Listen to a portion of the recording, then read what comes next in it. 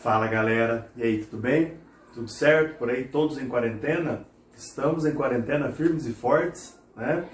É necessário, é preciso, mas enquanto isso a gente continua aí estudando e nos dedicando para que voltar não estar tudo tão complicado, né? Pelo menos dar uma melhorada aí no sistema. Então vamos trabalhar hoje a ideia de movimentos da Terra. São dois assuntos simples, os dois movimentos são movimentos simples, né? O primeiro movimento da Terra aí é a tal da rotação.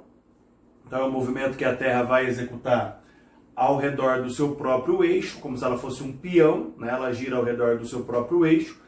Esse movimento aí, ele tem uma duração de basicamente 24 horas, que é o que faz com que você tenha então o dia e a noite.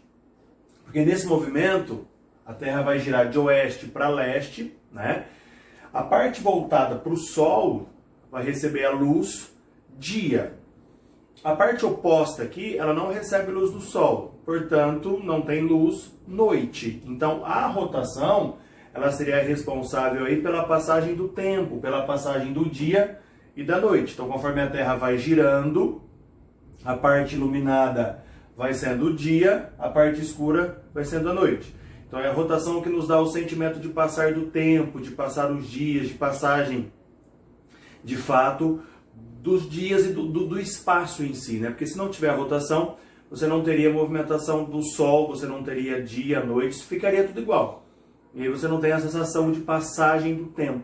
E essa sensação de passagem do tempo, ela é muito importante, tá? Então o movimento é esse, causa o dia e a noite, e é um movimento muito importante, então, para a passagem do tempo aí. Depois, temos um movimento de translação, que é o que a Terra faz em volta do Sol.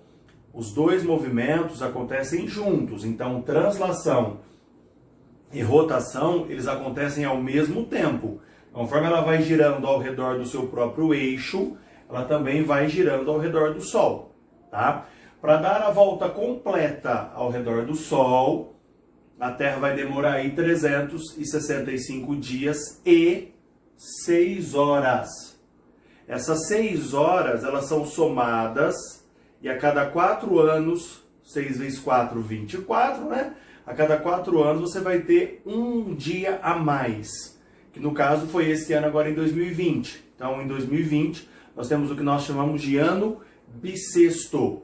Em 2017, sobrou 6 horas naquele ano, 2018 sobrou 6 horas, 2019 sobrou 6 horas, 2020 sobrariam 6 horas também. Soma-se com as horas dos anos anteriores, deu as 24 horas, o ano tem um dia a mais, que é um dia a mais no mês de fevereiro. Fevereiro passa a ter 29 dias então. Esse ano tivemos o ano bissexto, tá? E aí tem então 366 dias. O ano que vem, 2021, volta ao normal, 365 dias e 6 horinhas ali, certo? E esse movimento também ao redor do Sol é responsável pelas estações do ano. Você vai perceber que quando a Terra gira ao redor do Sol, ela é inclinada, ó, tá vendo aqui, ó? Ela tem um eixo de inclinação. Como a Terra é inclinada, ao se movimentar ao redor do Sol, ela não vai receber a mesma iluminação sempre, com a mesma intensidade sempre.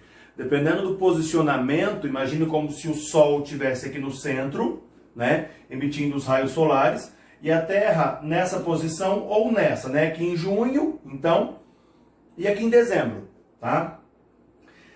Perceba que em junho, a Terra com essa inclinação aqui, lembrando que a Terra tem um eixo de inclinação de 23 graus, tá? Ela não é retinha, né? Ela tem um eixo de inclinação de 23 graus aí. Perceba aqui, ó, aqui é a linha do Equador. A parte norte do globo recebe muito mais luz do Sol do que a parte sul. Como a parte norte recebe mais luz, mais calor. Então, durante os períodos de junho, o norte recebe mais luz do Sol do que o sul. Por receber mais luz do Sol, verão no hemisfério norte, inverno no hemisfério sul. Quando for verão no hemisfério sul, eu digo em todos os países do hemisfério sul. Então, por exemplo, em dezembro, nós começamos o nosso verão. Não começa verão só no Brasil. Começa o verão em todos os países do hemisfério sul. Assim como começa o verão aqui em dezembro, começa o inverno na Europa, nos Estados Unidos e em todos os países do hemisfério norte vai começar o inverno. Por quê? Porque a Terra está nessa posição aqui. Tá? Em dezembro, como eu disse, vai começar pra gente aqui, ó, a linha do Equador aqui. Hemisfério sul recebe mais luz, hemisfério norte menos luz. Mais luz, mais calor, verão. Menos luz, menos calor, inverno. Quando você tem essa situação aqui, do Sol iluminar mais um dos dois hemisférios e trazer mais calor, você vai ter um movimento que nós chamamos então de solstício. Então o Sol ilumina com maior intensidade ou o norte ou o sul. Isso vai causar uma diferença muito grande entre o dia e a noite. No país que for, no país que for verão, a noite é menor e o dia é bem mais longo, né? E no país que for inverno, as noites serão maiores e os dias menores, tá? E sempre que tiver solstício, então, diferença de iluminação, se um hemisfério for verão, no outro, obrigatoriamente é inverno, tá? Só que a Terra ela não fica só nessas duas posições, tá vendo? Ó, mais luz no sul, que seria a linha do Equador, mais luz no sul, aqui mais luz no hemisfério norte. A Terra também tem um meio termo, que seria aqui, ó. Então aqui você teria junho e dezembro, tá vendo? Como vimos aqui, ó, junho e dezembro. Aqui você teria setembro, né?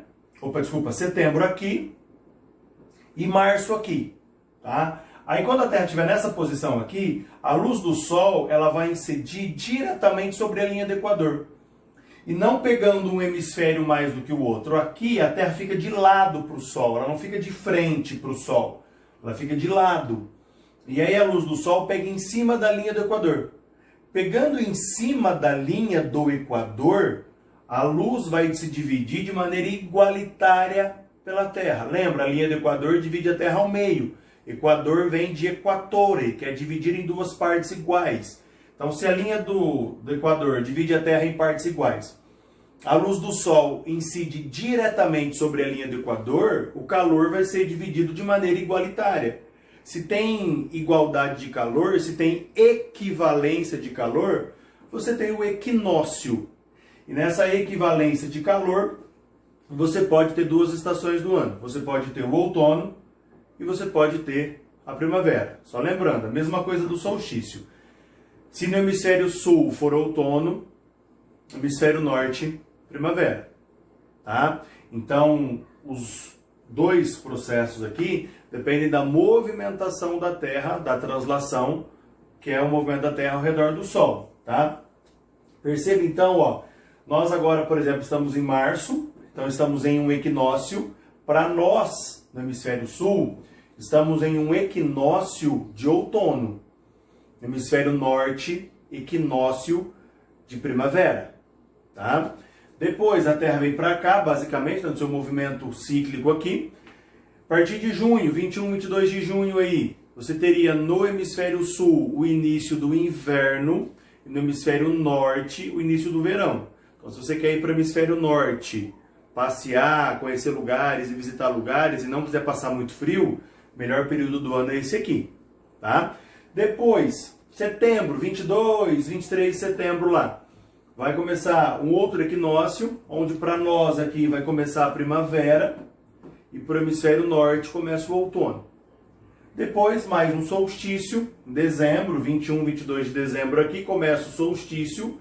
Para nós, verão, para o inverno, é para o hemisfério norte e inverno. Então, eu quero ir conhecer a neve, quero ir na Europa, quero ir para os Estados Unidos, quero ver a neve de fato, lá no Japão, onde for.